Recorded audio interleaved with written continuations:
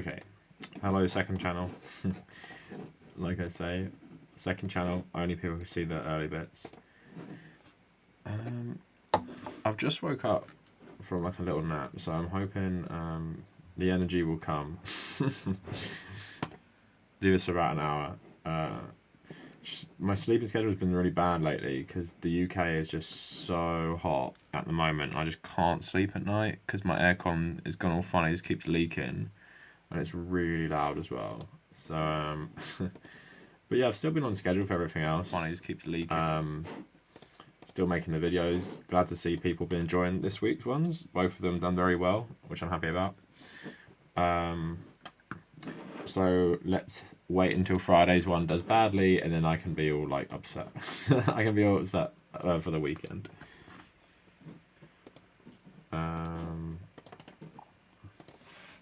Post the stream on my Discord. Streaming now.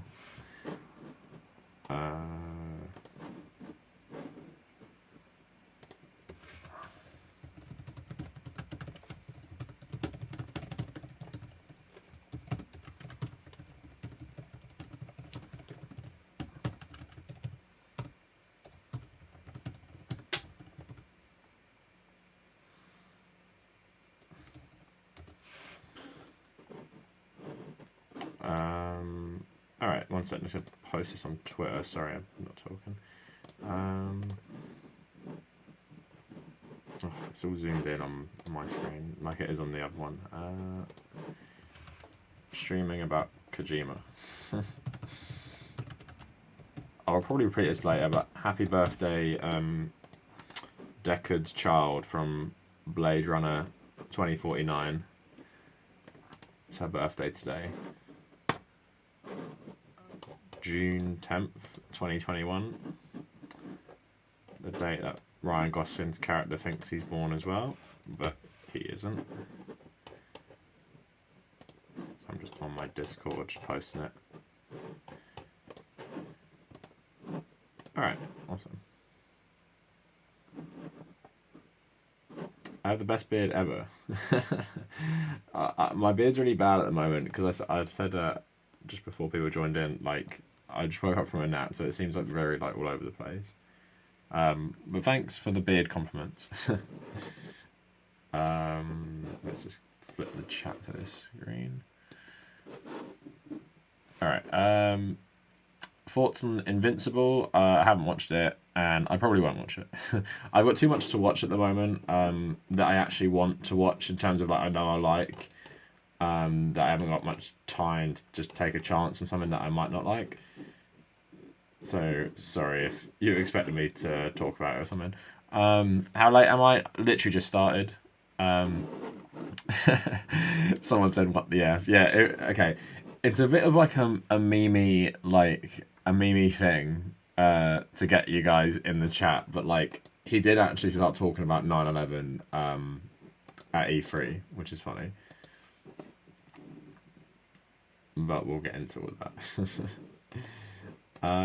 What else did I say today?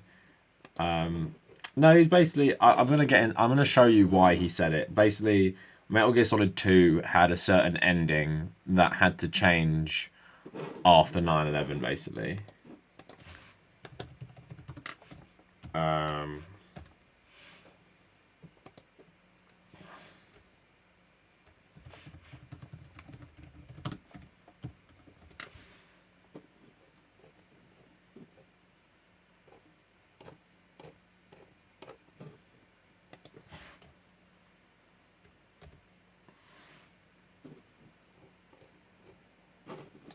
But sorry, I'm just waiting for more people to join. But yeah, I hope everyone's okay. One sec. Trying to look at something.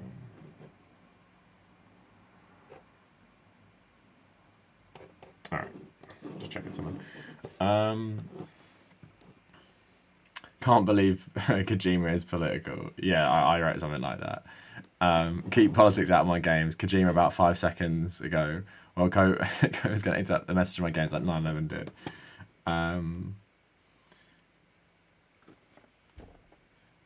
Someone saying, Tahaka, I was watching AD Kingdom and Empires. that takes place in first century Judea when early Christians are being persecuted. Is that like a show or a game? Hi Heather, thanks for joining. Vil saying he was spitting facts like the melting pot of metal. No, I'm not even going to read the rest of that comment because I don't want to get flagged by YouTube. No, he wasn't talking about like like conspiracy stuff. He was just talking about the impact of 9/11 on Metal Gear Solid, basically. Ronnie Play, who was getting mad about it? Spooky Kitty got a $2 an hour raise. Oh, that's awesome. How did you get it? Just promotion or union stuff? We already had enough games about all this stuff. Sunshine saying, good content recently. Good job. Thanks so much. Yeah, I was just saying at the start of the stream, because I know the people on the second channel will watch it, is that the videos have been good lately. I actually have a good video planned for tomorrow. I don't think it will do as well because it's not as like timely and stuff. Gurpreet Bajra saying, I clicked on my silver title. I thought people would.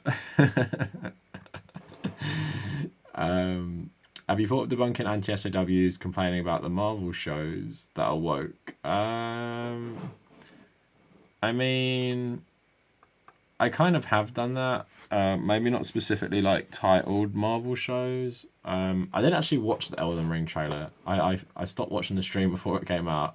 I was hyped for the Death Stranding thing though. It was literally like a Metal Gear Solid Death Stranding trailer, which was super cool.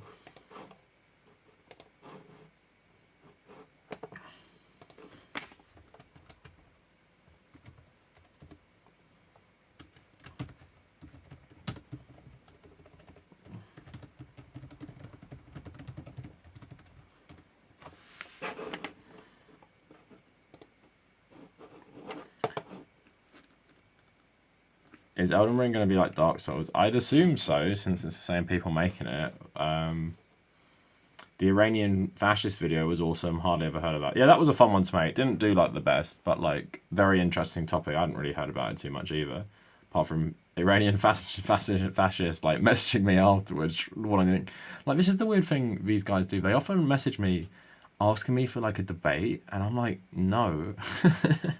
Why do I want to debate you?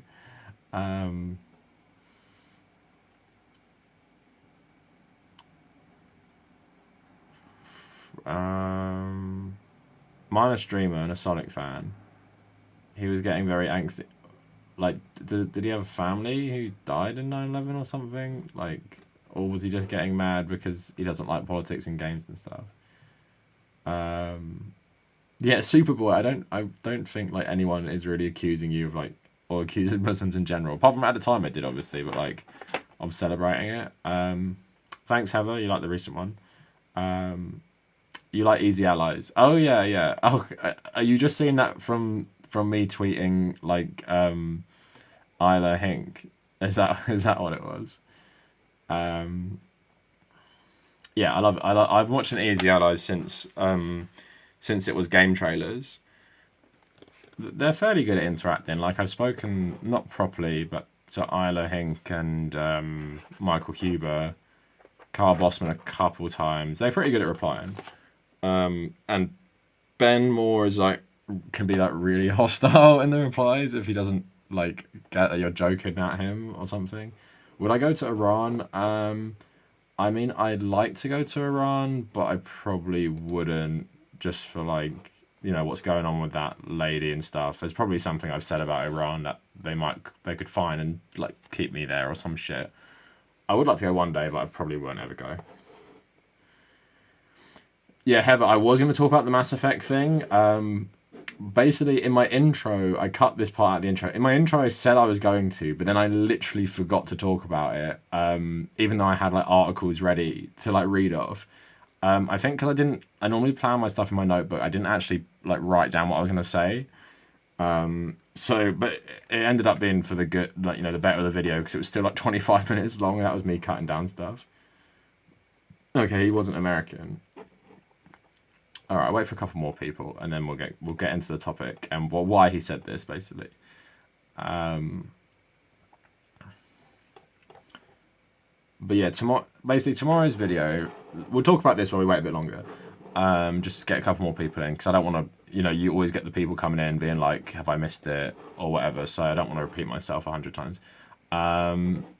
But basically the video, look how mad this is. The video tomorrow is basically going to be like a revision. I think we were talking about it last time, me and Red Leader. Not a revision, like a part 2 to this video. I'll find it. It's old. I don't think many of you, apart from Red Leader, would have watched it. Where is it?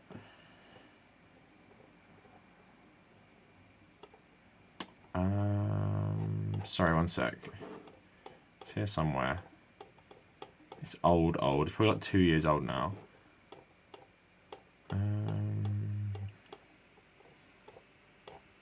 Damn, I've been doing YouTube for a long time. A lot of videos. Alright, we're getting there. Wait, I'm just my scanning across. CIA. When the hell did I make this? What the hell is it? Okay, it wasn't a year ago. It definitely wasn't a year ago. It was more like I swear it was 2 years ago I made this. It's basically the Battlefield one. I might just type it in the search bar. Show yourself. There's the Call of Duty one, which is a lot better. Huh. Did I make it? Did I literally actually make it 2 years ago? Oh, damn, I actually did make it 2 years ago. Alright, so basically, sorry about that. Basically, look at the downvotes I got here.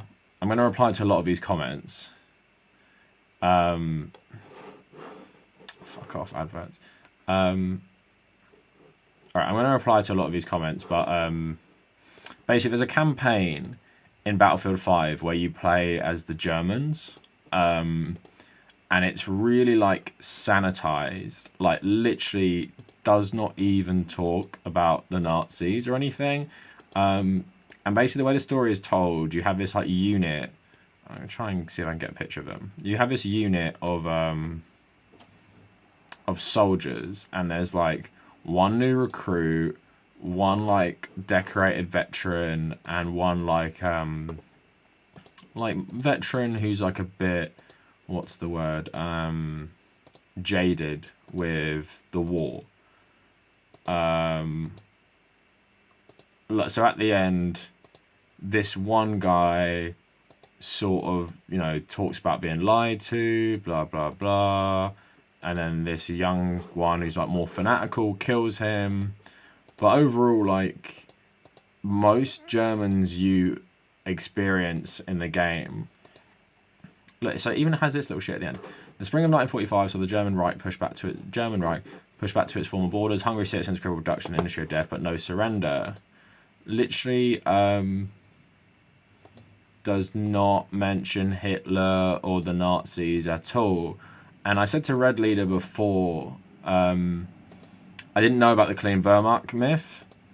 So I had a problem with this anyway, because I felt like it sanitized the Germans in the conflict anyway.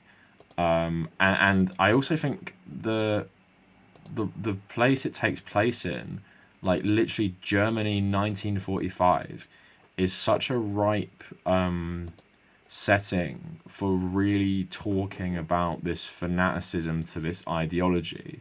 Like a lot of these soldiers who wouldn't give up. Why wouldn't they just surrender? Like, the war's over, isn't it? Like I said, the German Reich's collapsing. Why don't these guys surrender?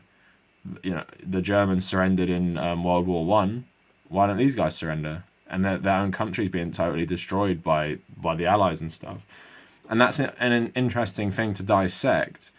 But the way this fucking game does it is such a joke, because you like these two guys. You think they're honourable. They've literally fought in the Wehrmacht for years. And this guy is in the intro to Battlefield in 1942, literally destroying Allied tanks, right? So he's not a good guy. So I don't know.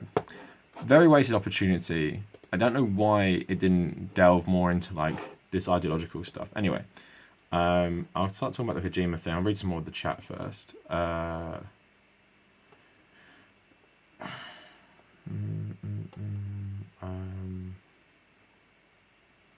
MGS5 is the best one. From a gameplay standpoint, for sure.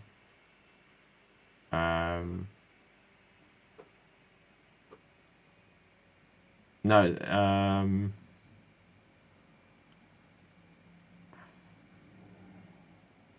yeah, why is so many down? But yeah, the Verabus found it. That's why. Um,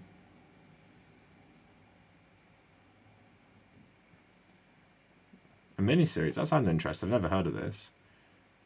Nah, yeah, but progressive patriot. I don't think it's good though, because you're not like the grunts in the sense that you're not just like some conscript. You're like some career German soldier. Um,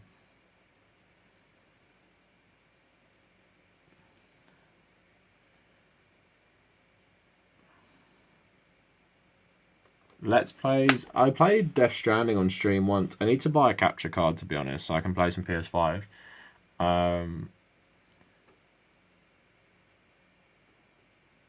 Anyway, that's tomorrow's video. So basically the title's going to be like the Veraboo's favourite game. And then I'm basically going to analyse it like I did, but respond to a lot of the criticism I got on my original video. Anyway, so let's talk about Kojima now. Let me just see on OBS if this has gone up all right. Yeah, okay. So, all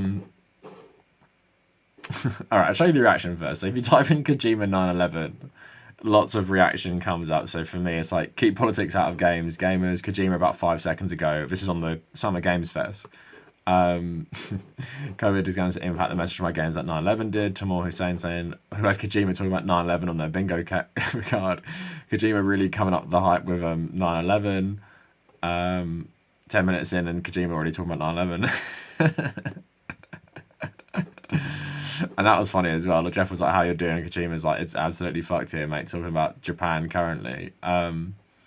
Jeff listening to Kojima bring up the 9/11 multiple times in their video game interview. Yeah,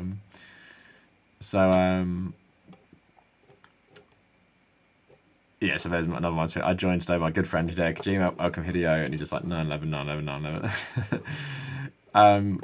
So let's talk about what he actually said. He didn't just start bringing up 9/11 for no reason. Hideo Kojima has been rethinking his creative process because of everything that's been going on right now. It's almost similar to what happened after 9/11.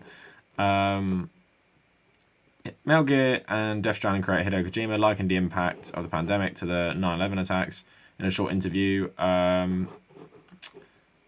So he said, in the past, his games often touch unnervingly on cultural concerns, but Death Stranding's vision of an isolated society came true uncomfortably quickly. Kojima says, I was always thinking about what can happen in society in 5, 10, or 20 years. It was like predicting the future and adding the entertainment essence, and that's how I always created. The reality came much too soon with Death Stranding. In light of this, Kojima said he's figuring out how to adapt his creative process. Entertainment has to be fun, he says, but he's always sought to give players something to learn. Like I've made multiple videos about the Sandinistas, Che Guevara, Hideo Kojima and stuff like that. It won't be like the past. It won't be one step at a time. It's a drastic change, just like after 9/11. We have to adapt and think about new ways of creating, as entertainment can't fall behind. So yeah, he basically spoke about 9/11 a couple of times. And people might be thinking, like, why is this dude just randomly bringing up 9/11? So now let's talk about why it's relevant. I don't know what is a better article. All right, let's talk about the news as it broke then. Okay, so this is September 20th, 2001, Taipei Times. Konami to change game after attack.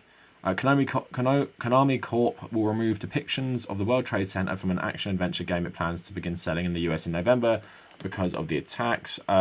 The maker of the video game software for Sony Corp and Microsoft Corp will delete the images from Metal Gear Solid 2, the follow-up game to a game that sold more than 6 million copies. In the game, players pose as members of an anti-terrorist team trying to free a hijacked oil tanker. And then just talks about various other video game companies doing it. Konami's Metal Gear Solid 2 is designed for PlayStation 2. Konami's shares have fallen by a quarter following the attacks on concern in declining consumer demand in the US, which may hurt revenue. Although the game will be released on schedule, it is still unclear whether sales will be as expected. Konami plans to sell as many as 3 million copies, and Metal Gear Solid 2 had pictures of the World Trade Center in New York, but those scenes were deleted due to the horrendous attacks. Yeah, okay, that's just breaking news at the time. So, Game Informer did an article talking about the changes. I haven't actually read this, so I just typed in Metal Gear 9/11 or something. Okay, fuck, it's a video. I thought it was an actual thing. Alright, so let's...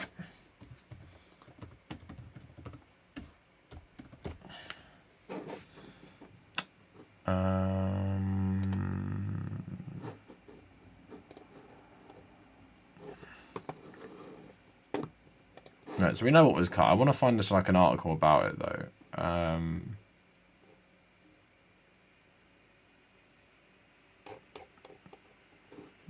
Whatever this is. Alright, there's the picture you can see. Oh, okay, so this is what actually was meant to happen in the game. Okay, this is what I was reading about. So this is what was meant to happen in the game before it was changed. So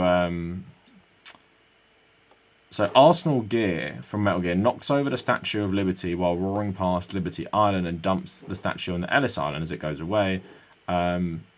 This is revealed on a breaking newscast after closing credits.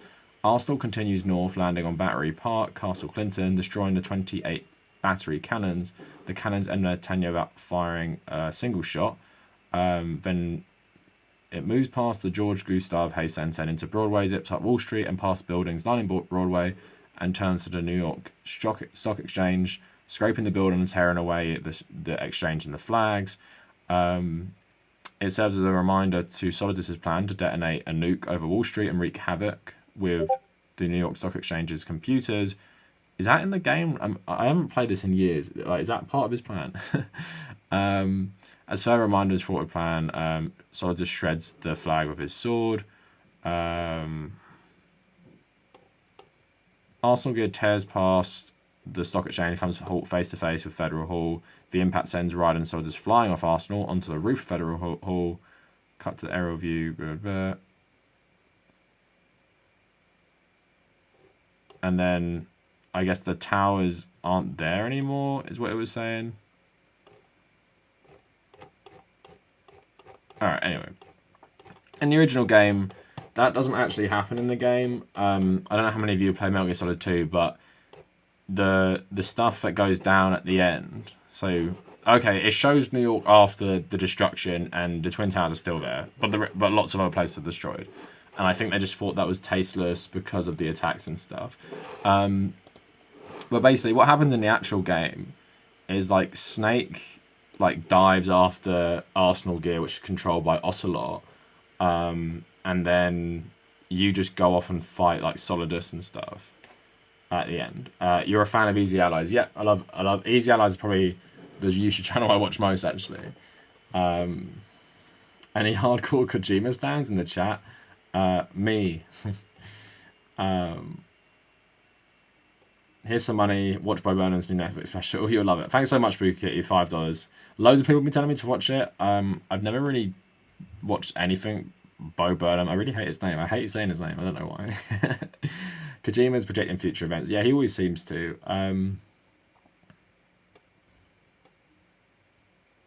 Yeah, I only changed the end. It seems to have only changed the end, but just about seeing the destruction around New York and stuff. I'd here's some of the changes in the... What is it? Is there a Metal Gear documentary about it? Arsenal was going to fire a nuke. It's launched in the Hudson River, I believe. Yeah, like I haven't played it in a while. I don't remember like the plan being about the stock exchange.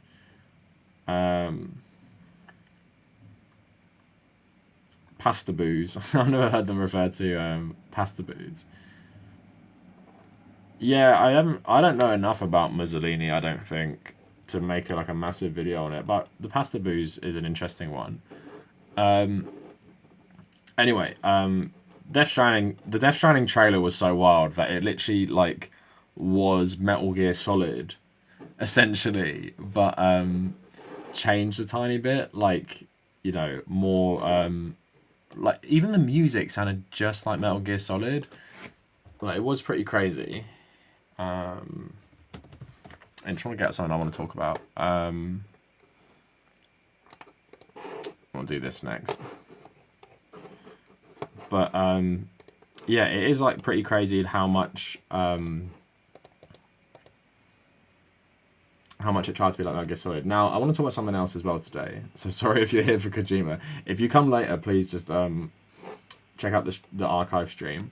So this was a scandal recently, and basically in the UK, there's been a bit of drama with footballers kneeling, not for the national anthem at sports games, but just kneeling, like for Black Lives Matter at the start of a football game, and people are saying like, I started booing the players for doing it, which is lovely, and they're saying we're not booing anti-racism, we're booing Marxism or some shit like that.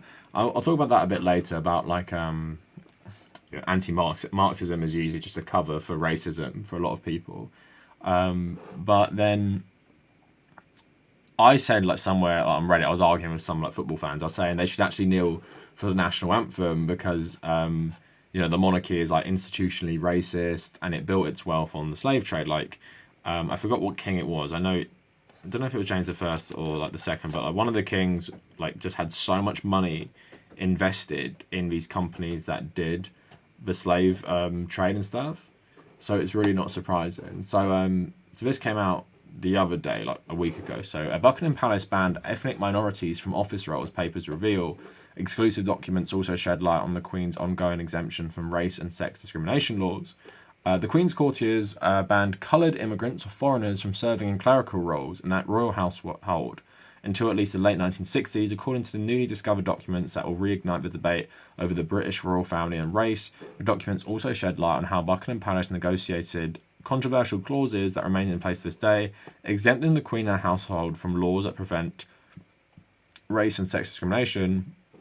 These papers were discovered at the National Archives as part of the Guardian's ongoing investigation into royal family's use of an arcane parliamentary procedure known as the Queen's Consent to secretly influence the content of British laws. They reveal how in 1968 the Queen's chief financial manager informed civil servants that it was not in fact the practice to appoint coloured immigrant or foreigners to clerical roles in the royal household, although they were permitted to work as domestic servants. Absolutely lovely there.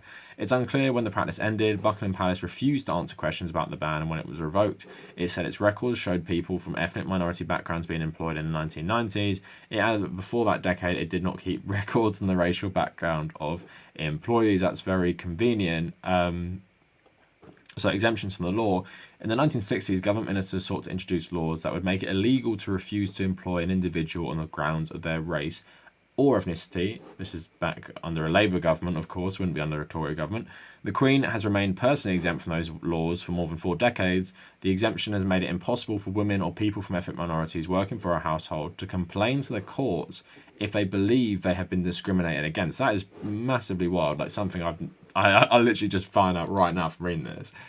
In a statement, Buckingham Palace did not dispute that the Queen had been exempt from the laws, adding that it had a separate process for hearing complaints related to discrimination. The Palace did not respond when asked what this process consists of. The exemption from the law was brought into force in the 70s when politicians implemented a series of racial and sexual equality laws to eradicate discrimination. The official documents reveal how the government officials in the 1970s coordinated with the Windsor's advisors on the wording of the laws. The documents are likely to refocus attention on the royal family's historic and current relationship with race. Much of the family's history is inextricably linked to the British Empire, which subjugated people around the world. Some members of the royal family have also been criticised for their racist comments, and yeah, it's pretty crazy.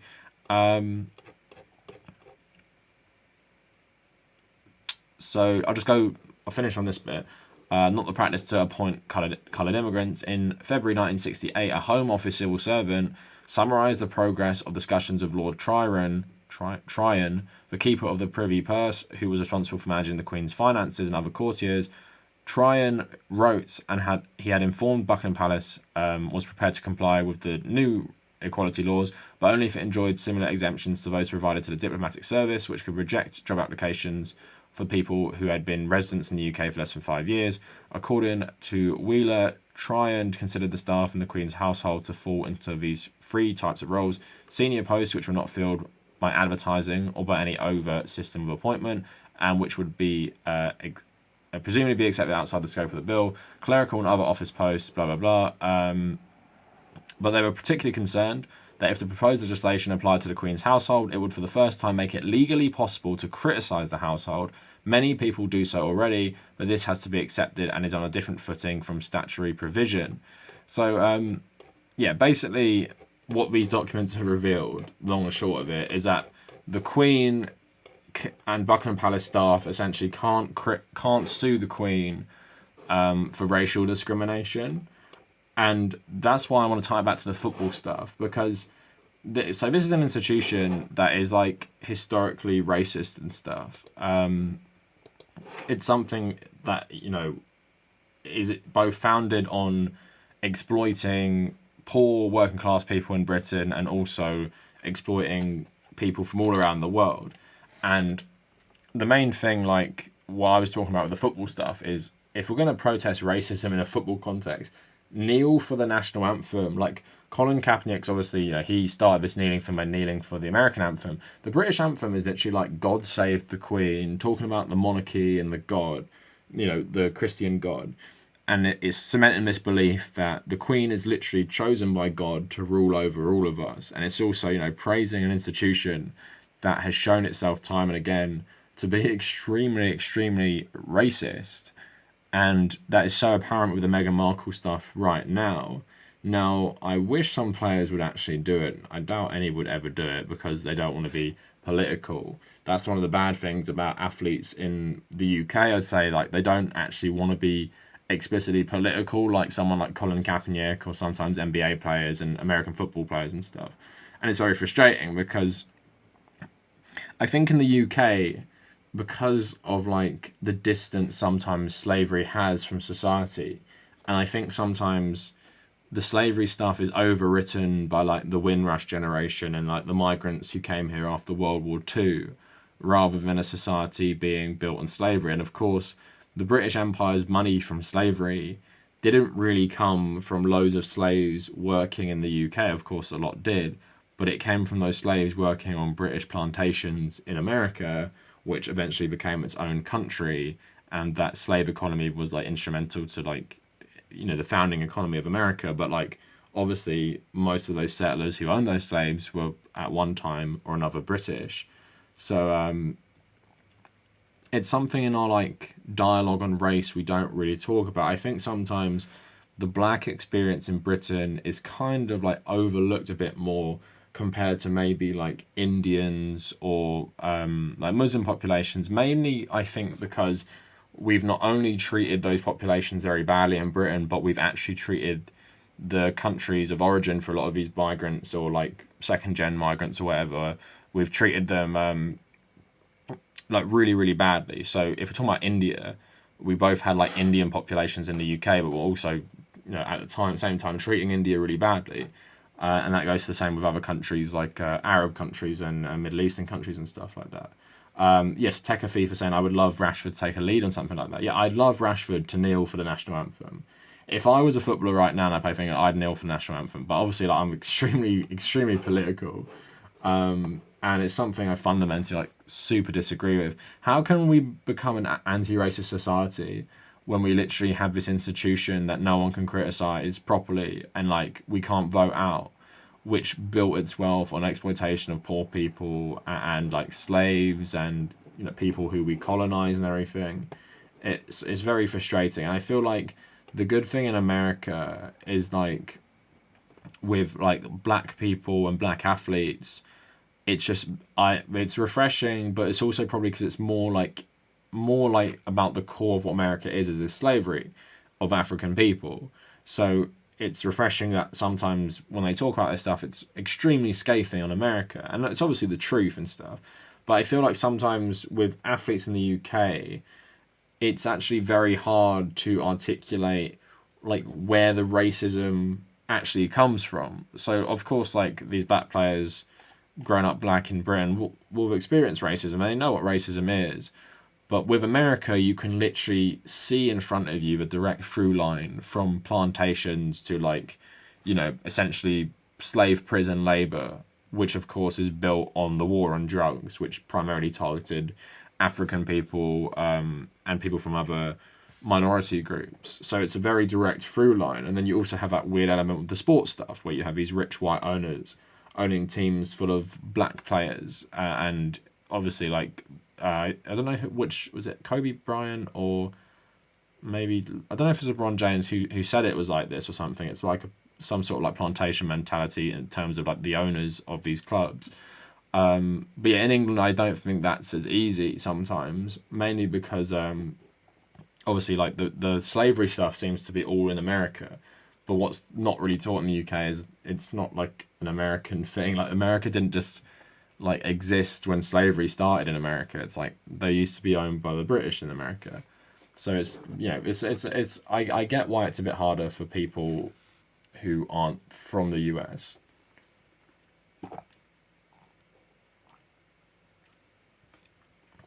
But like someone was saying in the chat, I'd love Rashford to say anything, but I think he's trying to say like apolitical, to have some sort of like, this isn't like a political message or whatever.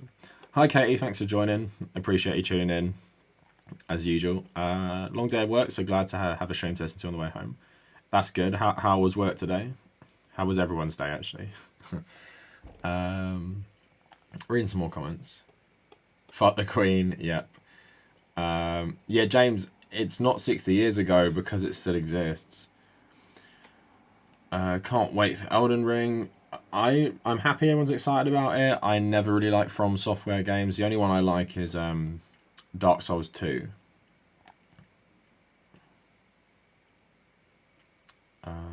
Alright, so I'm reading some more comments. Has Kojima, are you talking about Rogelio? Are you talking about Kojima? Has he said anything leftist? You know, community is good when suggesting a game should have an easy mode doesn't get people's pants in a twist. Yeah, this is such an annoying thing about gamers. It's like Dark Souls should have an easy mode, because what happens for a lot of people like myself is like, and I'm like a gamer and stuff, is that I get to a certain point and then I just can't get past it, and then I just never play it again. Why wouldn't? And that's why I like a game like Jedi Fallen Order, which takes this Dark Souls style model, right? Which a lot of you will be aware of. And it takes that model, but you can actually change the difficulty. So it says to you at the start, we recommend you play it on, I think it's Jedi Knight, which is the second hardest difficulty. So I'm playing the game on Jedi Knight, and it's okay. And then I get to that big green lady boss, and it's really, really hard. And I die about 30 times, and then I finally do it, and that's a nice sense of achievement. But then I get to like that Darth Malakos guy, and I get to Triller at the end. I literally cannot do these on Jedi Knight. I can't even do these guys on normal mode. So I bump it down to easy mode, and I complete the game. And then I feel nice and satisfied. I've completed the story, and that's that. But with Dark Souls 2, I got to one boss. I forgot which one it was. Literally could not do it, no matter how many times I tried. And I was like, I wish I could just bump down the difficulty a bit, because I really like this game and I want to keep playing it. But then what happens is I get to a certain point, done, can't play it again. And why can't it be like, I know Dark Souls players like the interconnectivity of the world and like write little messages, invade people's games, collab with people, and like this like timed co-op stuff. That's so cool. Why can't we have like an offline mode, or like a limited mode for other players to play it? Because I don't understand the purity stuff with this type of thing. It's like, I'm way better than like Mario Kart 8, and like I guarantee I'll probably beat everyone in the chat at Mario Kart 8 if we played. I guarantee I'd probably beat most people at like Rocket League. Like, I'm way better than your average person. But it's like, if I was like, oh, Mario Kart 8, you should only be able to play like 150cc. If you can't win on that, you're like a chump and a loser, and I shouldn't like accommodate you. I don't understand why you can't just accommodate people while saying like, we think you should play it on this mode for the authentic experience. Because lots of people just want to play a video game one time all the way through and just be done with it. I don't really understand why it has to. I know like creator's vision, but the creator's vision can be on the main mode. For the rest of us, maybe like with Dark Souls stuff, we can play the easy one.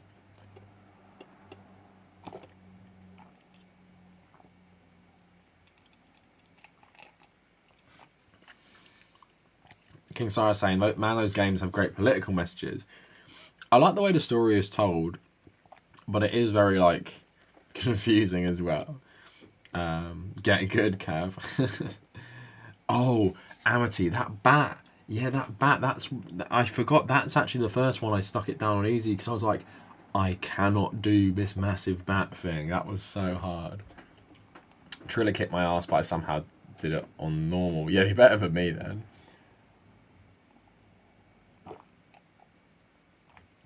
Eric, I did cover the Kojima stuff. Tahaka, I was thinking, is your name based on that Assassin's Creed character? That's what I thought from Origins. Yeah, Tahaka, I really love Origins. Like, I really want to play it again. Just the world is so good. So I'm just going to finish my coffee.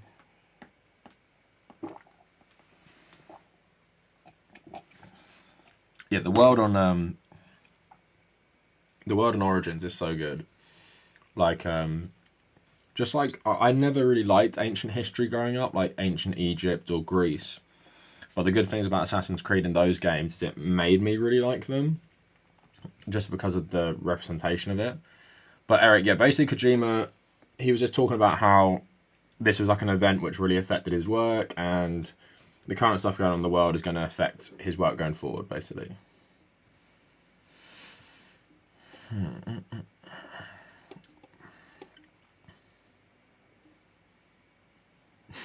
John saying, is it just me or is Dark Souls insanely hard? I can't play it for more than an hour without turning it off. It's too frustrating. Yeah, like, it just gets frustrating. Like, Dark Souls 2, I got pretty far on. But then I just get to a point where I was like, I cannot do this anymore. That was evil. Yeah, that bat, man. Oh, my God. Triller was a fun fight, so was the Sith guy, but that bat thing was literally not fun. No, it was so bad. Like, I mean, it was just so hard. Kavernacle, why are my streams so long? I've only been streaming for 40 minutes. What would a short stream be? But I normally stream for like a while just because I'm reading the chat so much. I try to do at least an hour. 2 hours if I'm really up for it. Yeah, I might make my PSN... But yeah, so I wanted to make my PSN like a Patreon benefit. The only problem is that my PSN name is like really like my real name. So I wanted to change it to like some sort of like spin on the Kavernacle. But then I heard like some nightmare stuff where people have changed their name and then like lost all their progress on stuff.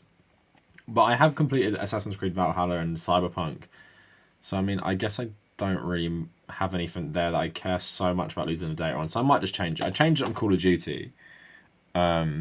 But I need to change it on everything. And then I can just make it like a Patreon benefit. And then people can add me on... Because people add me on Switch. That's like a Patreon benefit at the moment. Like if you become a patron even for a month, I'll send you my Switch friend code. And then you'll have it forever.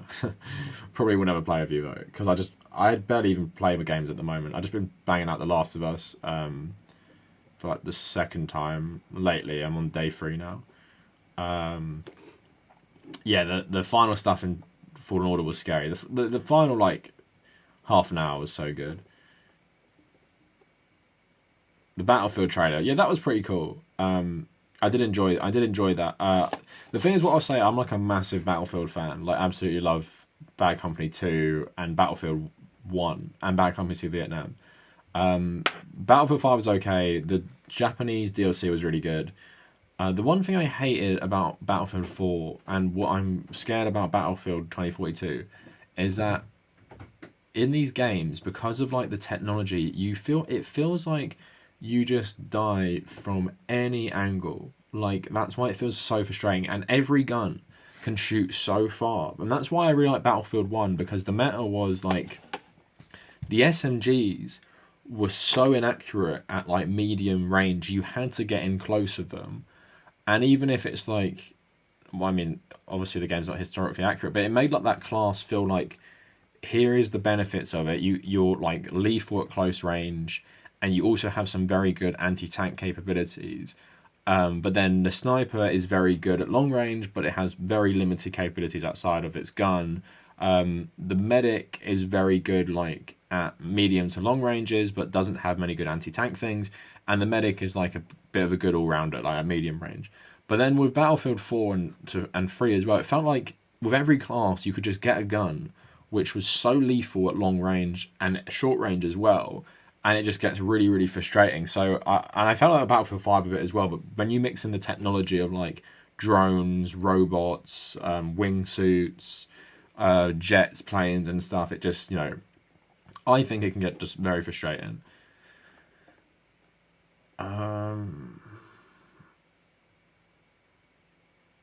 Yeah, Tilt Shift Tokyo saying I'm 6 minutes behind. Yeah, the Japanese stuff is pretty crazy in that like it was probably like smart for the Allies to win the Japanese over, but of course Emperor Hirohito wasn't forced to abdicate when the war was over, and his court like successfully downplayed his involvement in the war, basically blamed it all on Tojo. Of course the Emperor wanted the war and stuff. It's totally ridiculous that he didn't want the war, and then the Emperor was just like I think didn't he die in like 1979? So he's allowed to reign for like a nearly, what was that, 26 more years after the war. Absolutely crazy. And of course, like I wrote a whole essay on this in my master's about Sino-Japanese relations. So there's a thing called the textbook wars, and you know I've talked about this stuff before with Japanese politics. Is that Japan has been dominated by a pretty right-wing party. I forgot what they're called. For like nearly the whole post-war period. I think it's only like 10 years they've been out of power. But they've been getting more and more like nationalists in the sense that they just do not want to teach the history of the war. The bad things Japan did. So you have the Yakushuni Shrine, which honours all these war criminals and stuff. They still have that.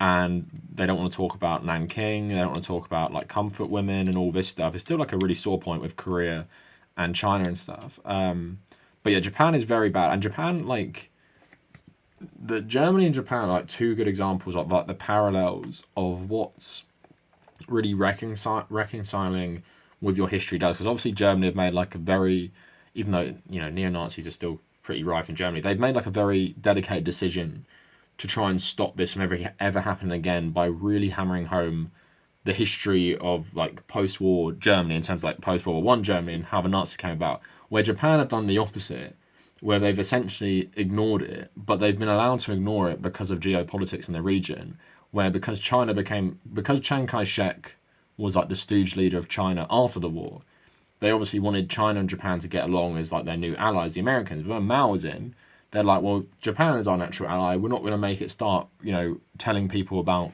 the Nanking and stuff. And obviously like the Korea stuff is more complicated because South Korea and Japan are meant to be allies, but this is like a real sticking point with Korean and Japanese politics. But it's just like yeah, it's interesting. Japan has a problem like a lot of colonial countries have, is that it really hasn't reconciled with its own history. But Japan is a lot worse than other countries in that like you just won't get taught about it, and it's been getting worse as time's gone on. I haven't played something called Dusk. Yeah, Battlefield 1 is so much better than 5. I totally agree. Doom 2016 is better than Eternal in my opinion. Amity saying Battlefield 1 was far better than BF5. Yeah, I definitely preferred it. It's one of my favourite shooters ever.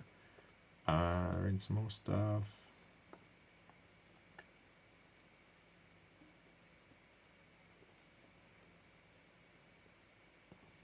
Oh, okay, there's someone else called Tahaka who isn't the Scarab from Assassin's Creed Origins.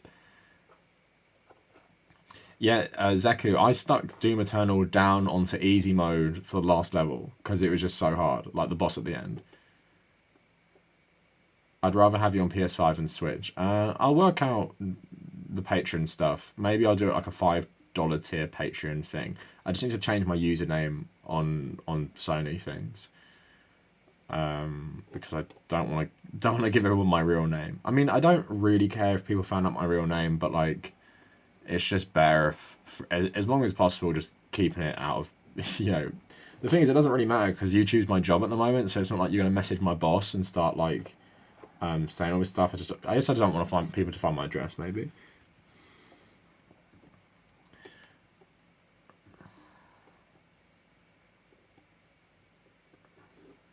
So Callan is saying, the people going back to Demon Souls for the remake that had infinite healing items, people have gone... The thing is, Demon Souls sounded... I wanted to get it when I bought my PS5, But it sounded even harder than the other one, so I was like, nah, I'm definitely not doing that. Doom Eternal builds on Doom 2016, so well, I just prefer 2016. I don't know, I just like it a bit better. Dark Souls really wasn't fun because of difficulty. I think they don't put in an easy mode to stoke the fan base. I believe it's its own subgenre at this point. Yeah, like I agree that it's like appealing to the fans because it's like this little, you know, like you're saying, subgenre, sub-cult. It's like, oh, we're so like great and like you should, you know, don't get everything handed to you like snowflake leftists or some crap like that. But yeah, generally, I want to enjoy these games. I just don't have the patience, and I might not ever have the skill in that type of game to ever get there. Yeah, King Cyrus, Battlefield 2042 doesn't have a plot because it doesn't have a campaign. It's just like a context thing. But yeah, it is silly still. Do I own a PS5? Yeah, I got PS5 on the release day because I basically when they announced it, I remember I was at work the next day, and I was like, one of my friends was like, oh, I tried to get one last night at like 3 a.m. and I couldn't get it. And I was like, oh shit, like, who's selling it? And I looked on Twitter and it was like Amazon UK. They're really having orders taken at from 9 a.m. So when I was just sitting at work and I was like, I had loads of tabs open. One time it's good because I would never get up that early if I wasn't working. And I was just like, oh, okay, let's have a look. And then thankfully, I got my order. And it was just smooth sailing. So me and my friend got one, but then I got 4 other friends who've also got one now. But they had to join like Discord groups and stuff to get it. Would my boss fire you for this channel? I mean, I had this channel in my CV for every job interview, so they knew I had it. So I'm guessing no. I guess I just wouldn't want to take the risk.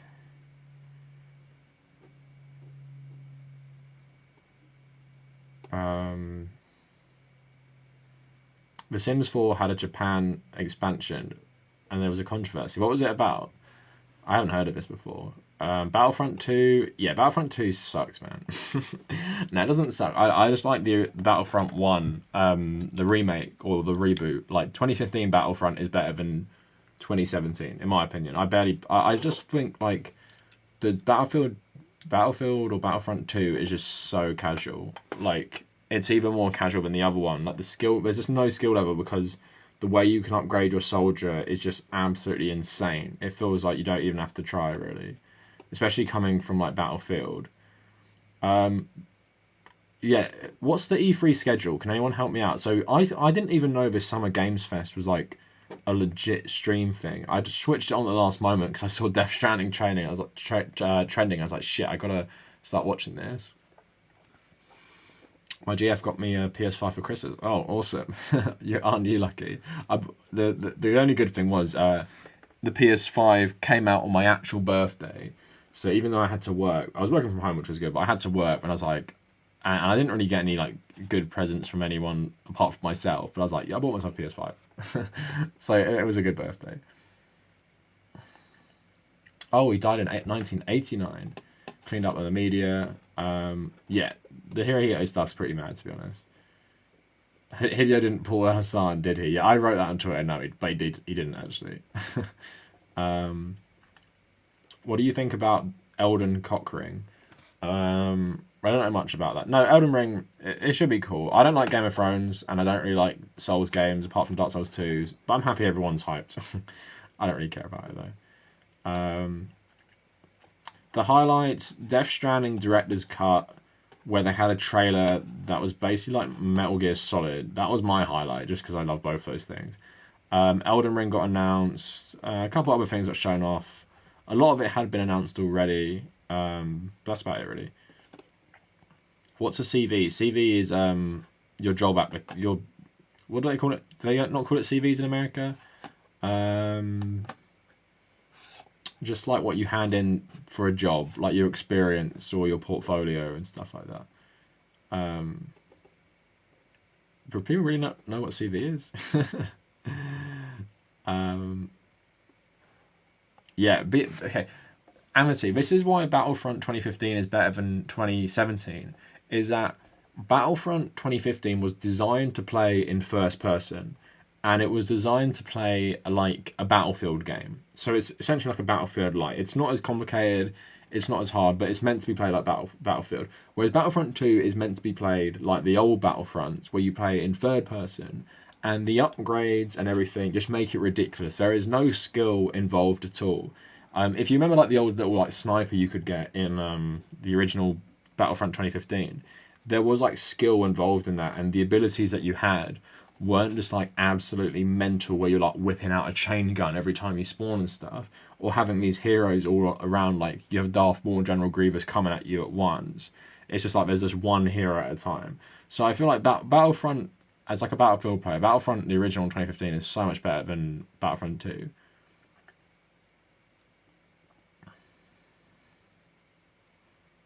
Oh, okay. They had Sims bow at each other at a shrine, and that was a problem for Korean players. Is it because of the shrine I was talking about? That's interesting, though. 2015 is dead now. That's sad. I haven't been big on multiplayer lately. I played a lot of COD, Black Ops, Cold War at the start of the year. I'll definitely jump into the new Battlefield for sure. I want to play Battlefield 1 again, but PS5 has such limited space, and you still can't change the SSD. It's very annoying. The scalpers, man. I'd be so frustrated if I still couldn't get a PS5. I mean, it has been pretty sweet. Like, I got to play Cyberpunk, and it ran fine. Like, Valhalla's cool. All the nice upgrades on, like, old PS4 games. Like, I finished Ghost of Tsushima with the nice upgrade. I'm playing Last of Us again with the upgrade patch, and it looks really good. It runs really well. Elden's Cockring. Yeah, I said that already. I spoke about that. The Kojima stuff. Japan is really struggling with vaccines at the moment. The rollout is slow. Yeah, it's crazy. It's like 1%. In the UK, it's like 75% or something. I'm getting mine tomorrow. Finally.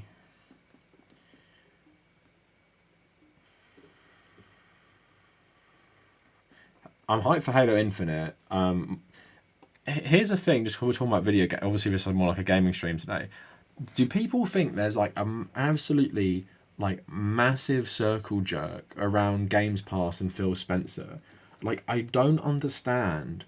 And I got Easy Allies, like, we were talking about this earlier with Easy Allies. They hype up these people. And I'm like, Xbox has literally gone in the shitter over the last generation. Like, no, all the exclusive games have pretty much been average or bad or just like reskins. So you have Gears of War games, which are solid, nothing special though, not better than the originals. Halo 5 was total trash.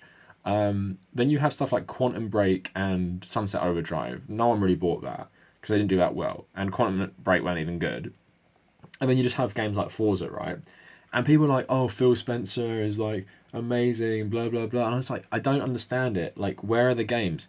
If Naughty Dog can release Last of Us 1 the year the PS4 comes out, then Uncharted 4, then Lost Legacy, and then Last of Us 2, and then whose Sucker Punch can release Infamous and Ghost of Tsushima. And all these first party studios can release multiple games in a generation, but if you have Xbox, there's actually no first party studios, or they all release like bad games. And even like on Insomniac obviously worked for Sunset Overdrive, and then they got acquired by Sony, made Spider-Man and Miles Morales, and then made Ratchet and Clank and the remake of Ratchet and Clank as well.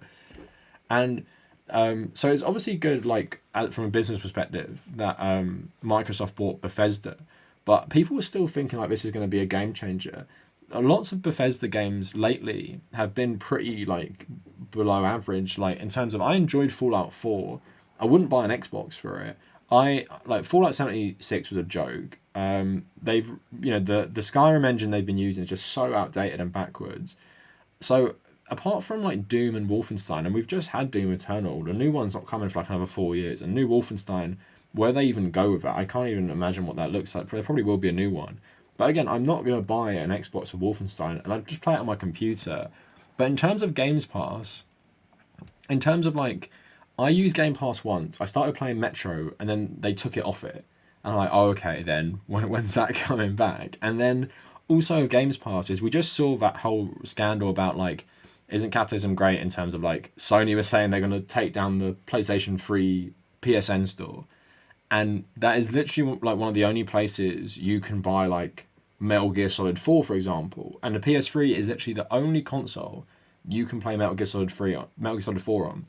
And if you take this away, you can no longer play this game anymore. And that essentially is what Games Pass is doing. Like, I don't want Games Pass to become the most popular way to play games, because I don't want games to become like Netflix. And they said recently, and I think, like, if we're going to tie this back to economics and politics, I think streaming services like Netflix are a massive detriment to the creative industry in general. But then on the flip side, I'm also really scared about Disney Plus, because Disney Plus stuff is like, as this like easily consumable products, like the Marvel stuff and the Star Wars stuff they have, it's so good in terms of like, it looks good. The effects are like, I'm watching Marvel's like Winter Soldier stuff and the Falcon. It literally just looks like a Marvel movie, and it has all these actors who are in the Marvel movies, and it's going to connect to the Marvel movies as well. Then you have like the Clone Wars and Bad Batch, which I'm watching as well, and the animation is just like top tier. And then you're going to have all these Star Wars series. Like, it's literally like films becoming series, right? And there's two sides of the same coin, in that I'm scared Disney is literally going to take over television like it's taken over the film industry. And while it might be good for a while, like Netflix was good to start with. It had like high quality shows. House of Cards was a Netflix original. Daredevil, the first season, and the shows like that was a Netflix original. That's really good. And then what you have Netflix afterwards, just pumping out absolute shit. Nearly everything that is a Netflix original is so bad, and it's just pumped out because they know, like, you'll see it and you'll watch it. Remember that fucking film Bird Box? I never watched it. Literally a rip-off of A Quiet Place. Loads of crap like that. And that's why I don't want Games Pass to take over the industry, where they're saying they want to put a new original game on Games Pass every 3 months. Do you think that game will be good? Or will it be like mediocre, but it will get you like, oh, there's a new game, I'm going to play it. And then the annoying thing is, even though obviously with like digital media, there's always the chance that like something can go wrong, it feels like you don't own anything. And if you don't own anything, especially in terms of like history stuff, imagine like, you know, that's why I don't like streaming services in general, is like, you can just decide when people can have these films. And that's why I hope physical media never really goes away, because it's a way to actually own stuff. I was actually thinking this when I was playing The Last of Us. I was like, these people all have PS3s and everything. But what would happen today if we had some sort of apocalypse? Like, all my music is on a streaming service now. I don't own any of it. Like, I didn't buy it. I haven't downloaded it. It's all streaming. And that just means, like, music is gone forever. Like, is that what happens? And that's why I'm so, like, against this circle jerk about Microsoft and Games Pass. Because, like, I don't get the hype. And also with Games Pass, most of the games they stick on that to start with aren't games, like, if I'm interested in playing a game, I'll just buy it when it comes out. If I really want to play something, I'll just buy it when it comes out. Most people don't have enough time, and this is another thing. It might be good for your like people in college who have loads of time. Most people don't have enough time to play all these games, so it seems like a good deal. Oh, £10, I can play whatever I want. But I'd rather, in my mind, with games, at the moment, I played Assassin's Creed Valhalla for like 6 months. I played Cyberpunk for like 3 months.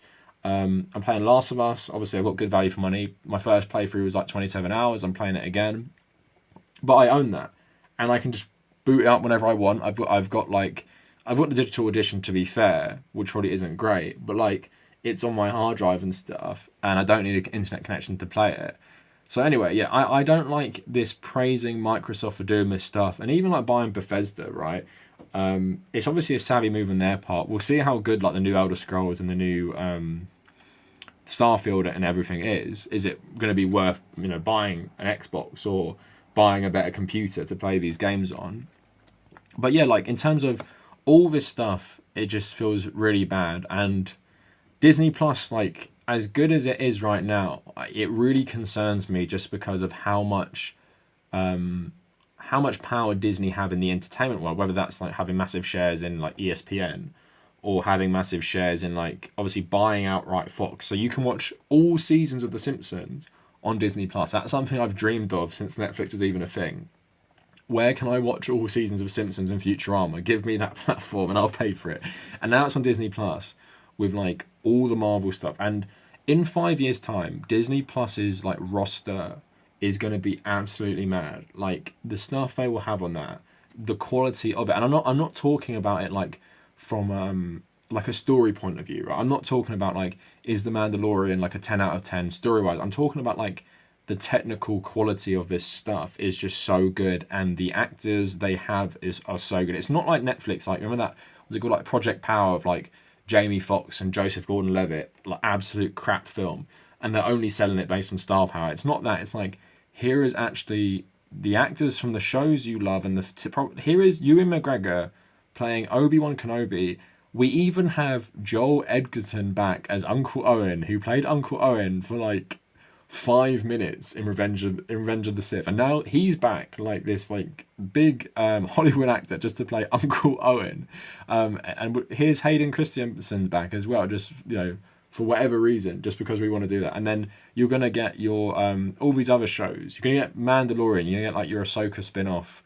You're gonna get all this stuff, and like imagine what that looks like in 5 years. And I think Disney Plus will dominate the streaming service thing, but then it's just annoying because it feels like we just don't own anything anymore. So you have Amazon, and I actually think Amazon is a lot better than Netflix because the quality of the shows that they have on it, not that they make, but they actually have in it, like Mr. Robot, Vikings, Black Sails, loads of like weird, like smaller stuff you never really think about as well. Like it's got like a lot of good new stuff. But I just don't want everything to be like, I thought cable TV and the death of cable TV was a good thing, but now you just have so many streaming services, and you got to pay for PSN, and what do you pay for Games Pass as well? You pay for Apple Music. It just feels like really crap in terms of like, capitalism is meant to breed like this innovation, and streaming like was an innovation. It is an innovation which I think is generally good. I'd much rather watch a film in my house on Netflix. Like that's something I personally would like, but I recognise why it's bad. Like I would rather all new films come out on streaming services. I would rather pay £10 to watch a new film. I've got a really nice TV. I'd rather do that than trek to the cinema, pay like 20 quid for a ticket, have to drive there, pay for parking, all this shit like that. So I'm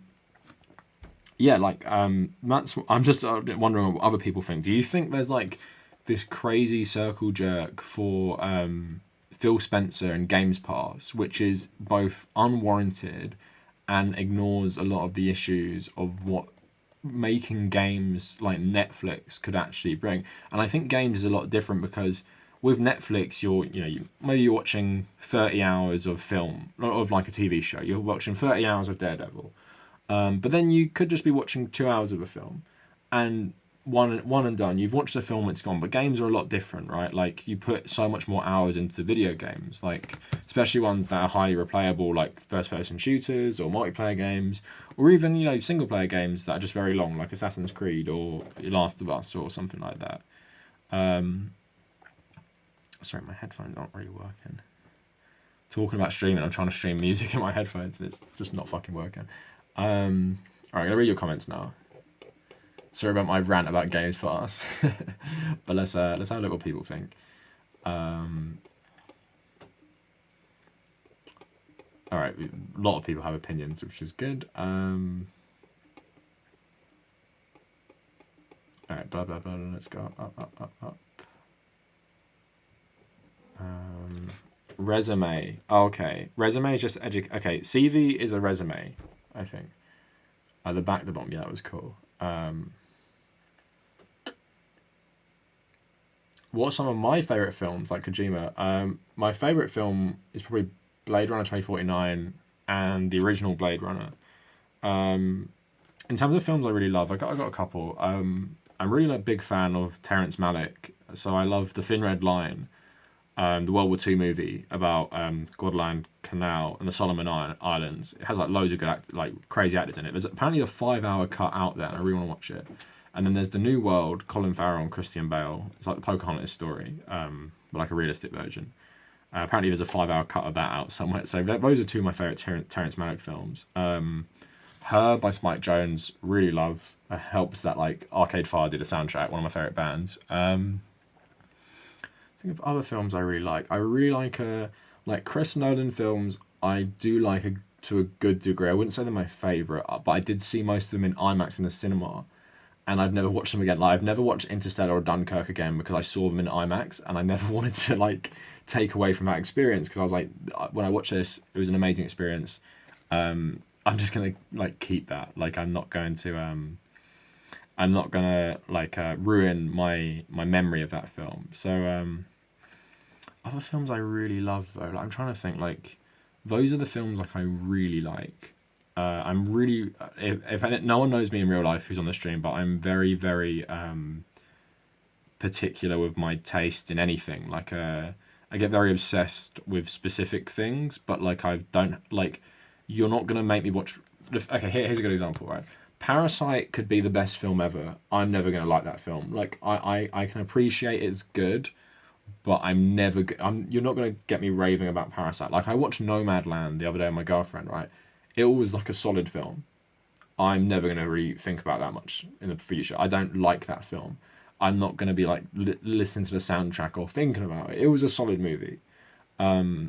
Whereas something like Blade Runner 2049, like I'm obsessed with basically, and it's also it's Deckard's daughter's birthday today. She was born on June 10th, 2021. Like with video games, like Cyberpunk, I'm obsessed with. Witcher, I'm obsessed with. TV shows, I'm very obsessed with as well. But I get very like particular about what I like, and I think it's a bit of a flaw because I get very like with music as well. Like I like about like 10 to 15 artists, and I'm just like I just like them. And if you play me a song from another band, I can appreciate it's good, but you're never going to get me to listen to that band. I'm very bad from that. Like I'm sure lots of people like this. I recommend stuff all the time to people. If you recommend something to me, it's very likely I will never listen or watch that stuff. So yeah, with films, like my film taste is very small. In the last couple of years, like for example, even as much as I like 1917, like I can appreciate that movie for what it is. It's not like one of my favorites, and I think it's a very good movie. I think what my favorite and what is good is very different. Like Drive, for example, like if I can like paint a clearer picture, I really like Blade Runner, Drive, Blade Runner 2049, and Her. The reason I like those films is mainly for the way they look and the way they sound and how they like get you into this world, right? It's like the whole package of this stuff. Mr. Robot is a similar thing, because that's my favorite like show, maybe thing of all time, and that like the score, the cinematography, the music just creates like a vibe of New York, which feels like it's like you can live in basically. Like I'd like to go to the New York of Mr. Robot. I'd like to visit Blade Runner's Los Angeles for like a day or something, because it creates like a very unique vibe of it. And if you compare Mr. Robot to something like Daredevil, where the New York in Daredevil is very generic, the New York in Mr. Robot is very specific, and it looks a very specific way. And for me, in terms of film and TV, I really like I call it like a vibe. Yeah, no story, just vibes basically. I'm just living off vibes. And that's why I like specific art. Like I like Assassin's Creed because it has like this vibe to it as well, and The Witcher and Cyberpunk, where some other stuff is just more generic, I guess. So that's my problem with films. Like I said, I can appreciate a good film. Like Once Upon a Time in America is one of the better films, or Heat or something. But even they have got very like a certain vibe and style, which makes me like them more. Mean Streets is a film I really really like. And I don't think it's not the best film ever, but the vibe of like this really dirty, grungy 70s New York, which is very real because it's like, you know, lower budget film, handheld cameras and stuff, like sort of like guerrilla filmmaking. That's like the stuff I really like. Like I would, you know, when I say Mean Streets, I think about like the music and how it looks and how dirty it is and stuff. I don't think you get that with every film. So like I said, I can appreciate good films. I'll watch a good film and I can tell you why it's good, but I will never like that film. I'm very I'm so like discriminatory with what I actually let myself like basically. So I read some of the comments about the video game stuff I was talking about. Do I play COD for the Zombies? I've always been a big zombie fan. I think it's gotten pretty ridiculous though lately. Like I don't really like the new zombies. Classic Zombies is still good. I've got it on my Xbox One, like Black Ops and World at War. Yeah, I hope Nintendo Switch doesn't get the Pro doesn't get scouts, but it will. I wouldn't mind the Pro, to be honest.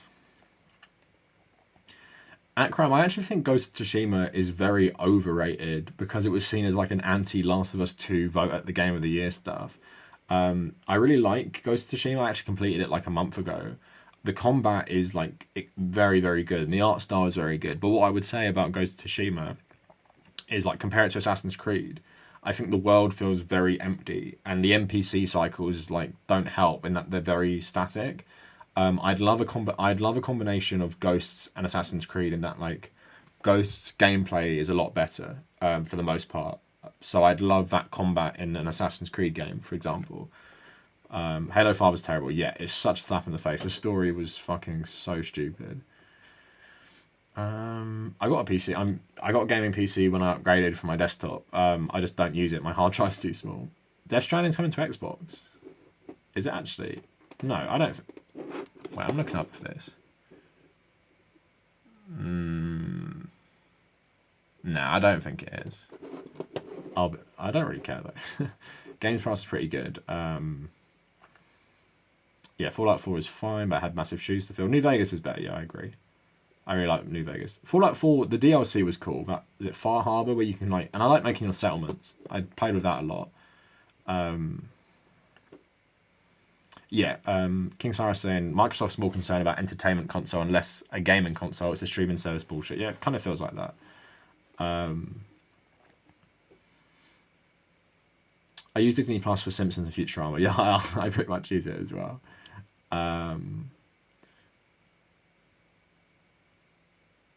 Is Clone Wars Bad Batch childish? There's a lot of dark stuff. Like, what about that Clone Wars episode where it's basically like the Predator movie with the Trandoshans? It can get pretty dark. It is lighthearted though, in some ways.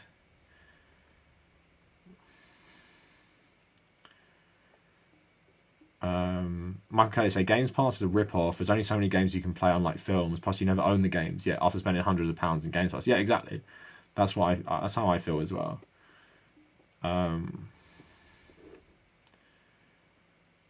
Yeah, Rob saying a lot of the content on Netflix seems to have been created with the assumption the audience is going to be using a cell phone or not paying attention. Yeah, exactly. It's like background noise. It's so crap, so much of it. But what I don't realise is someone who is obviously like quite busy, and when I want to relax with something like non-physical, whatever, like I'd always choose video games. But I forget that a lot of people just binge watch TV instead of anything else. Like, for a lot of people, they'll just come home after a long day of work and stick on anything, which I would never do. But like I think a lot of people do that, and I think Netflix like caters to that. Like, just chuck on this shit. The one thing I'm a basic bitch with, I love a Netflix true crime documentary. Like, I love that Fire Festival stuff. That's what I am like a basic bitch for. Like, I love this stuff, or like the Aaron Hernandez stuff. Like, I love these documentaries. But then you listen to the podcast that they're based on, and the podcasts are so much better. Red Dead 2 was a masterpiece. Red Dead 2 I liked a lot. I don't know why, it left me a little disappointed. I think the gameplay is way too easy. I think Rockstar really need to change their third person shooting, because I've been playing The Last of Us lately. I'm like, I like this third person shooting a lot better than Rockstar games, because it's a lot harder in that it feels more realistic for one thing, but it's also like harder to get like a good shot off, where Red Dead is so easy. I played it again in first person mode, tried to complete it in first person mode. Literally like one of the easiest games I've ever played. Literally lock on, double volcanic pistols, easy. Where can I get those glasses? Oh, you like my glasses. Button Smasher, the annoying thing is they don't sell these anymore, because I wanted another pair, because I'm really afraid I'm going to break them. When my visual snow and like visual problems, because I was having bad neurological problems, are really bad. I used to wear these when I played football. They're driving glasses. You can get very similar ones, but I haven't found too many without a frame on them. I only wear them when I'm editing, really, or streaming. Kavernacle up at a time like this. Yeah, I gotta go get my the thing that stops you getting ill from the current health situation. I got that tomorrow. I hate not owning music and movies. Streaming music, I don't mind as much, because music is so fucking expensive for what it is.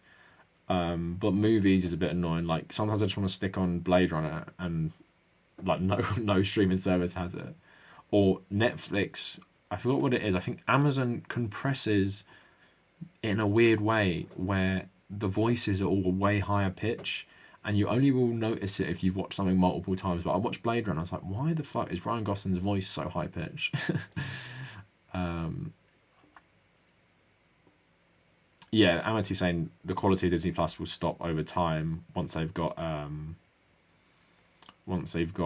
monopoly. I think that might happen with like with Netflix.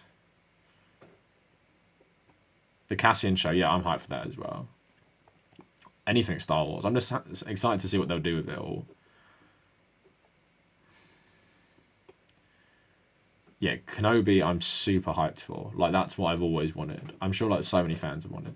I haven't watched The Boys, and I probably never will. Like, that's like another thing. It's like, I'm sure The Boys is good. I'm just never going to watch it. And I don't care. If you guys all harass me to watch The Boys for, like, a year, I would never watch it.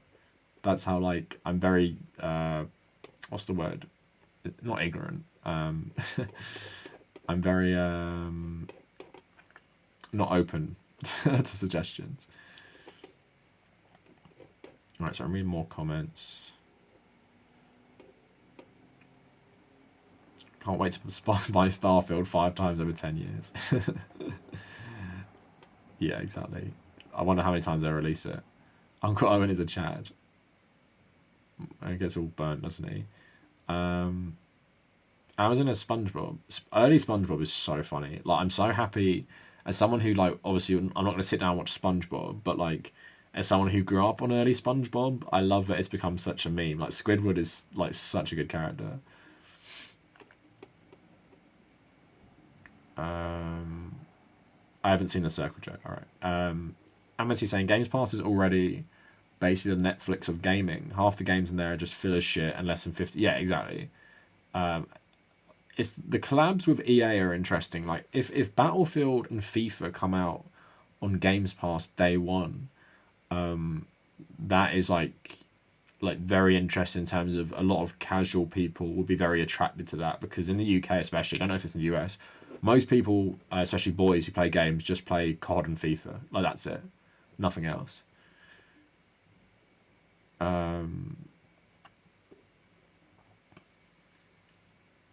Do I delete my VODs after? No, Brian. The Kavernacle Extra, my second channel, is where I upload my other videos, but I don't keep them on my main channel, no. Yeah, Dying Light 1 was really cool. I don't know if anyone else did this. I'm such a little, like, scaredy cat. In Dying Light 1, if I couldn't get back to the base in time at night, I would just chill in, like, some apartment and leave the game on because I was so scared of the zombies at night. That game was absolutely terrifying. I saw Dunkirk in the theatre. It was amazing. Yeah, it was great. It was great in IMAX. Yeah, it was so good. I love Arcade Fire. Yeah, I love him too. I haven't released an album in, like, 4 years. I'm still waiting.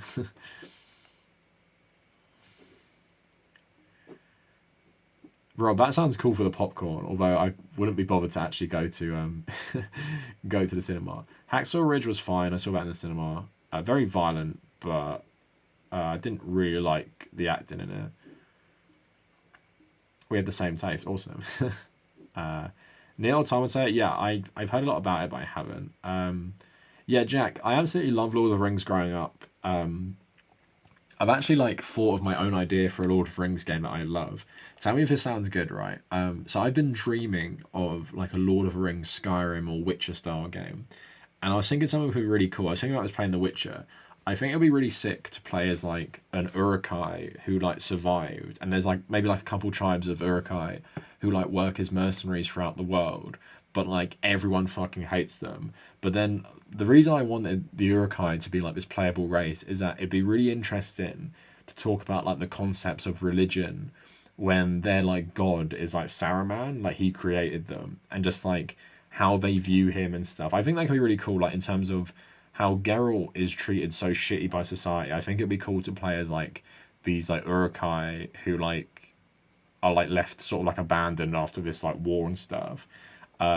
And they're just, like, roam Middle Earth looking for work, but they're treated like crap. That is, like, my dream Lord of the Rings game.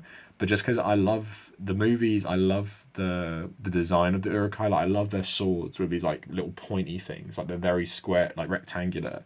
And their shields and bows and stuff. I'd absolutely love to be, like, these Uruk-hai people. But this game would be in the style of, like, The Witcher or something, set, like, maybe 300 years after the end of Lord of the Rings.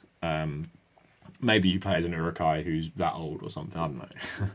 But that's what I want. But yeah, love Lord of the Rings growing up.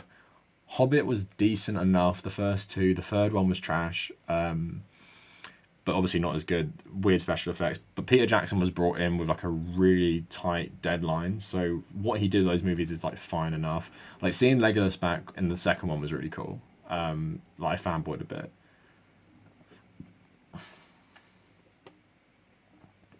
Yeah, Unity's pretty good. I started it in French a couple years ago because I couldn't get over the stupid English accents in like a French Revolution game. Like basically a bunch of Cockneys running around revolutionary France. Why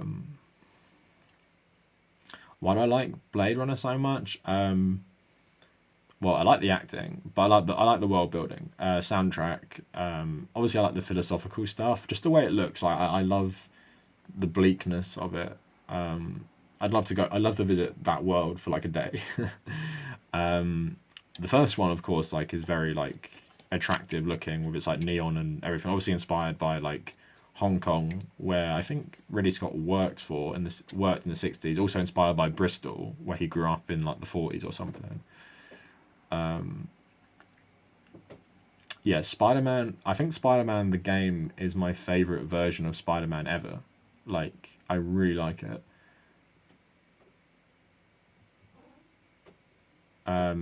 AC Games combat needs to be better. I think the rest is fine. The exploration's really fun. In the new ones. Sergeant Johnson, I love your videos and analysis. Thanks so much, man. Hope you enjoyed tomorrow's video if you like analysis. I love true crime. Yeah, there's a really good podcast about LA crime, and it goes through like the Black Dahlia and Charles Manson. I was like addicted to like about a year ago. I finished it though, but it was really good.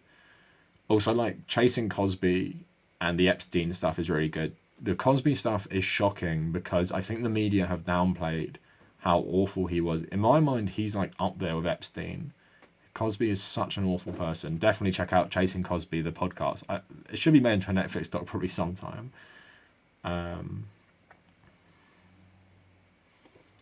GTA 4, now that was a good Rockstar game. GTA 4 Online.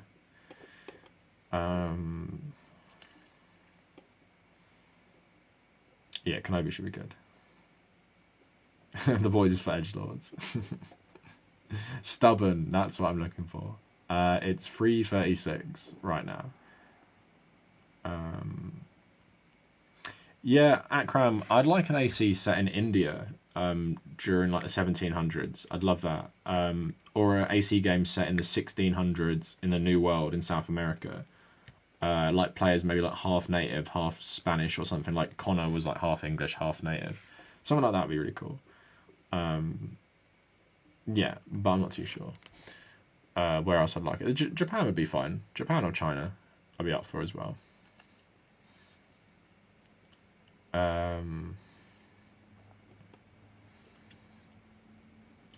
Yeah, the books I read when I was a kid. I love Lord of the Rings.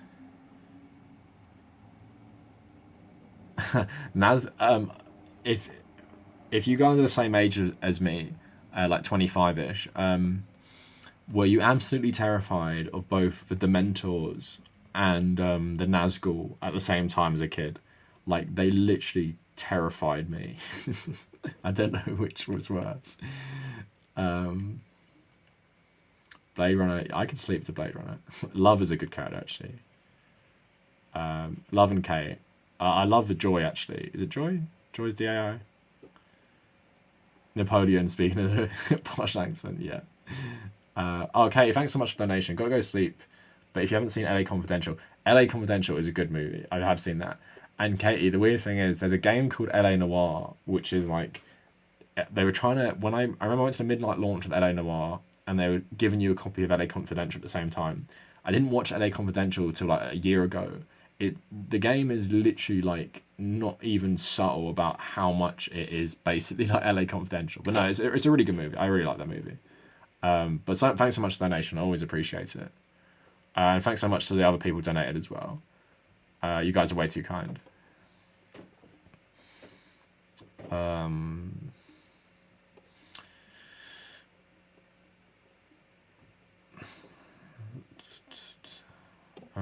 How do I feel about Harris changing a position? Yeah, Harris has always been awful. So I'm really not surprised she said that.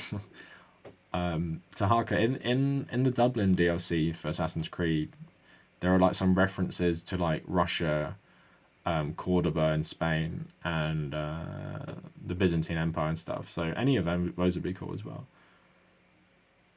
Nazgul, no joke, man. You should be scared.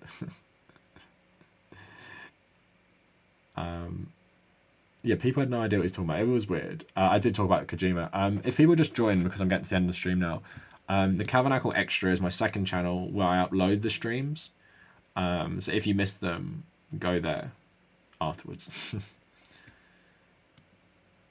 Yeah, Red Leader. I don't trust them with the Russian, although they already have kind of done it with those like little mini side games that are like 2D.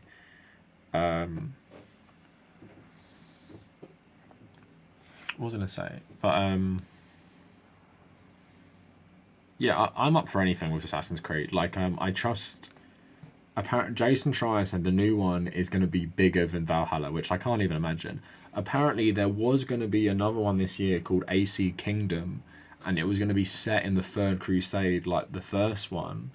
But apparently, because Valhalla did so well, they might have cancelled that, and they're going to do a third DLC set in Russia, because the second one's set in Paris.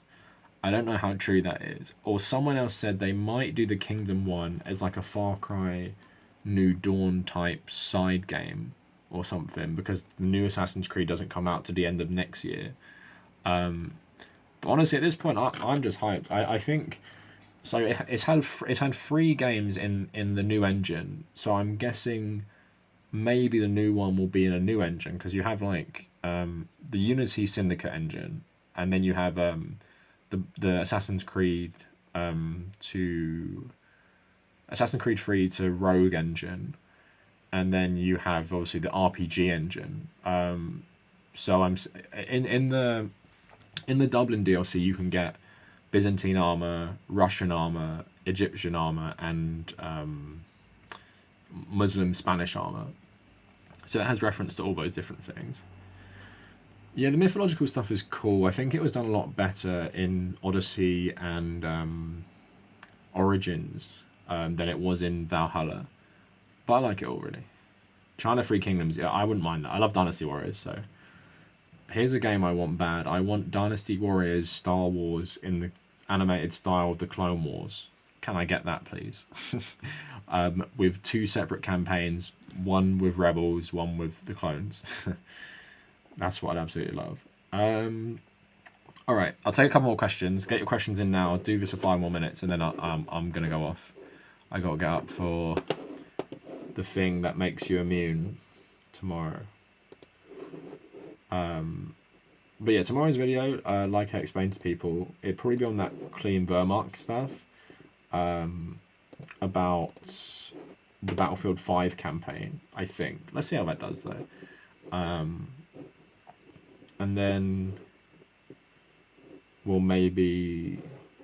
So basically what I wanted to do, someone said this, I wanted to do how the alt-right or like right-wingers get V for Vendetta, Matrix, and Fight Club wrong, but then I think these videos need more research.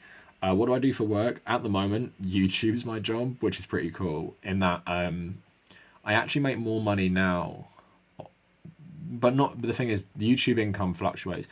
At this month and last month, I've made more money than I did on my salary before I quit. So this is my job at the moment. Hopefully it'll be my job for the next couple of years at least. But we'll see. The growth's been good. I'm going to hit 35k this month, pretty sure. And then who knows, by the end of the year, 50k, end of next year, considering everything goes fine. Who knows where my channel will be. And thanks so much. Lots of people, I don't know if any of you are in the chat, lots of people have become new patrons. I think this has been my best month for patrons ever. I just had so many new ones. I think it's because I've told people, like with my new thing, is that I want as many people giving as little as possible. That means because if you don't want to become a patron anymore, it won't make a massive difference to me. And that's what you want. You don't want like 10 people giving you $100 each a month, because one or two people pull out and that really screws you. So you want like to build a community of people giving you like $1 a month. So you want like 1,000 people giving you like $1 a month or something. So yeah, I appreciate anyone who's become a patron lately, because lots of you have, which is really great.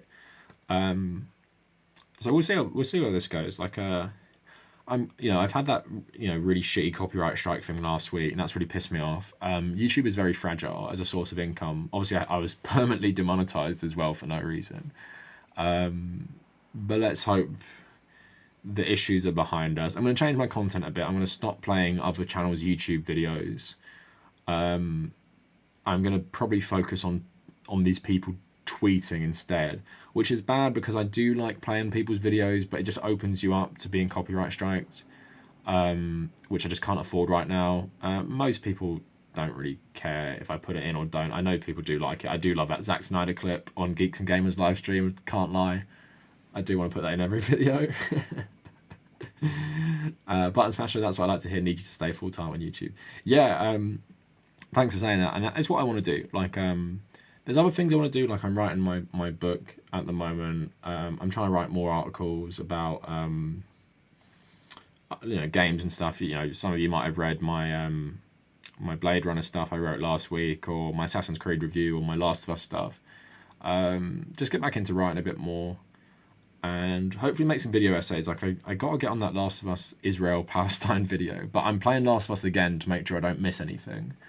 Because I'm mainly focusing on how the WLF took over, and I'm going to try and compare them to the Palestinian Jewish insurgents fighting the British. Before I talk about, like, obviously the obvious parallels between the Seraphites and the WLF in the context of, like, the Abbey campaign and stuff. Road to 1 million, road to 100k. Like that, I'll be satisfied forever with 100. Get the nice plaque, and it's very legit. And then once you get to 100, it's like I don't really care. It's all about the views at that point. What do I think about Horizon 2? I mean, I love Horizon 1, so I'm very hyped for 2. I love the world, and what I do like about the game, actually, because Aloy is like, she never believes in the religion, so she's kind of like an atheist, but then, like, the religion is both true and fake, and that, like, it's not actually a religion like the people worship it in the game, but it is, like, it's real because, okay, I'm not going to spoil it, but the revelations about the world and the Horizon are very, very fun. Like, I really like them. And just, like, from a gameplay standpoint, I really like Horizon, so I'm hyped for the new game. I think the lore is really cool, of the world. And I think that's everyone's questions taken. So yeah, if you haven't, check out the videos I've made this week. You guys seem to like them. The Israeli Defense Force TikTok, and what was the other one? Whatever I made yesterday. I've forgotten. Oh yeah, the women in video games. And then tomorrow is about Battlefield and Verabooz. So I hope you guys like that as well. Okay, Busker saying, I think your videos would benefit from not featuring the clips.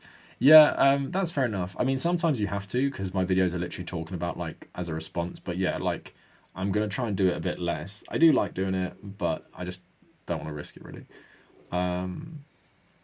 Should I play that? I'd stream it. Yeah, Horizon's very good. I'd probably, not maybe a stream game, unless you're doing, like, the challenge stuff. Days Gone is kind of like Horizon. I'd say Horizon's a lot better, though. Like, as like a open world format, they're quite similar, but Horizon is way more polished, looks better, story's better. But I do like Days Gone a lot, actually. Yeah, Tojo Booze, yeah, that video was fucking funny. I can't even believe it. That's real, to be honest. All right, I think we'll end it there. We're streaming for an hour and 38. Solid stream. But anyway, yeah, thanks so much, guys, for the chat. Thanks for donations, people who donated. If you've missed this and want to hear me talk about Kojima, subscribe to the Kavernacle Extra, my second YouTube channel. Oh, the Hordes and Days Gone were no joke. They were so hard at the end. I kept banging my head against the wall. Couldn't do them for ages. Yeah, Kavernacle Extra, second channel. Archive my streams on there. And yeah, look out for the video tomorrow about Verabooz and Battlefield. And yeah, thank you everyone for tuning in, and see you guys later.